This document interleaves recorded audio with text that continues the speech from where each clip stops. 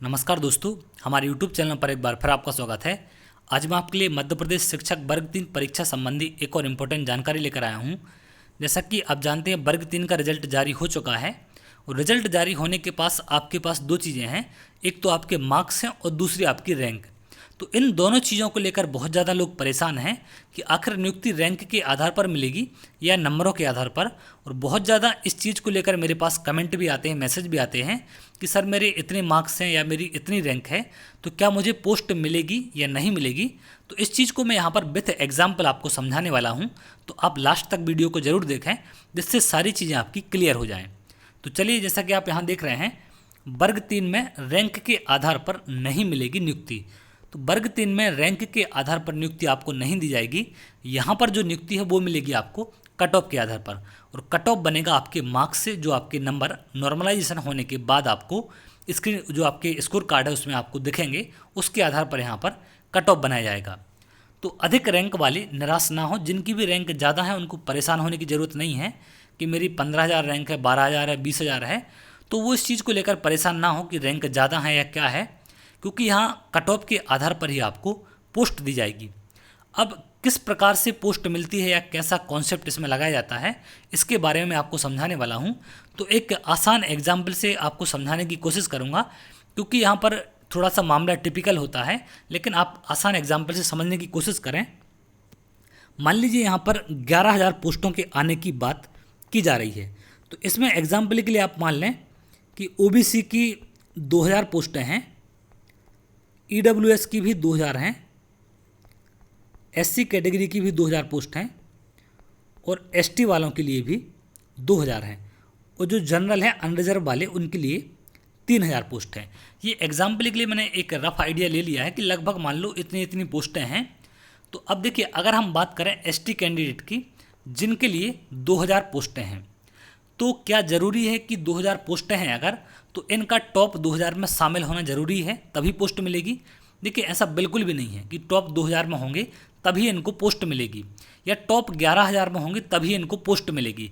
अब हो सकता है कि टॉप 11,000 की अगर हम बात करें तो टॉप 11,000 में मात्र 1,000 ही एसटी वाले कैंडिडेट हों।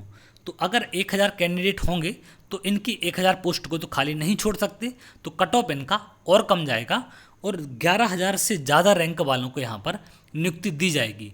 तो ज़रूरी नहीं है कि आपकी रैंक 11,000 के अंदर ही होगी तभी आपको पोस्ट मिलेगी, या जितने पद आपकी कैटेगरी के लिए हैं उसके अंदर रैंक होनी चाहिए, क्योंकि 11,000 के अंदर सभी की रैंक होना पॉसिबल नहीं है। कुछ कैंडिडेट कुछ कैटेगरी के ज़्यादा होते हैं।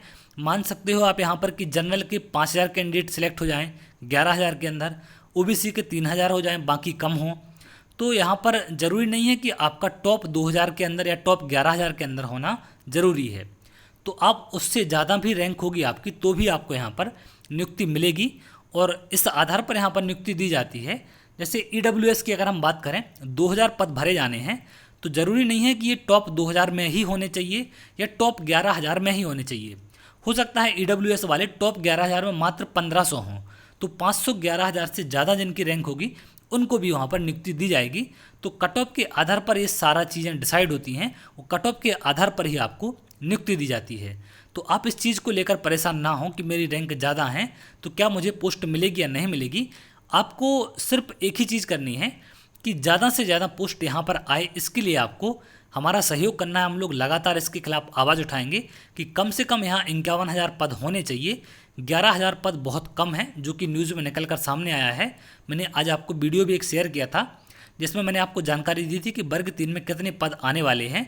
तो 11,000 की बात यहाँ पर निकल कर सामने आ रही है, तो हमें कम से कम 51,000 की बात यहाँ पर रखनी है, जिससे ज़्यादा से ज़्यादा लोगों को पोस्ट मिल सके और बड़ी संख्या में लोग यहाँ पर नियुक्ति पाएँ।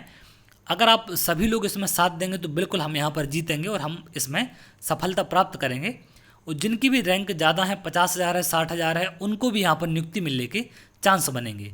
तो आपको सिर्फ पोस्ट बढ़ाने पर ध्यान देना है, बाकी चीज़ों पर आप ध्यान ना दें कि आपकी रैंक क्या है या आपके दोस्त की रैंक क्या है। रैंक जिसकी जो भी है, जैसी है, सही है, उसको रहने दें आप, क्योंकि उसमें बदलाव हम नहीं कर सकते।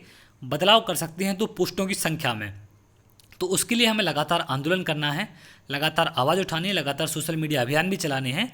तो आपको इस चीज़ में हमारा साथ देना है।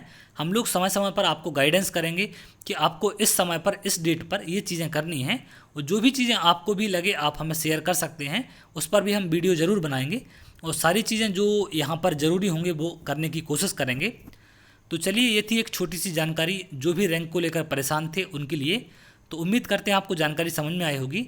और ऐसी ही जानकारी और अपडेट अगर आप चाहते हैं तो हमारे चैनल को सब्सक्राइब जरूर कर लें, जिससे आपको आगे आने वाले समय में ऐसी ही जानकारी मिल सके। तो चलिए, बहुत जल्द अगली वीडियो में मिलेंगे, तब तक के लिए बहुत बहुत धन्यवाद।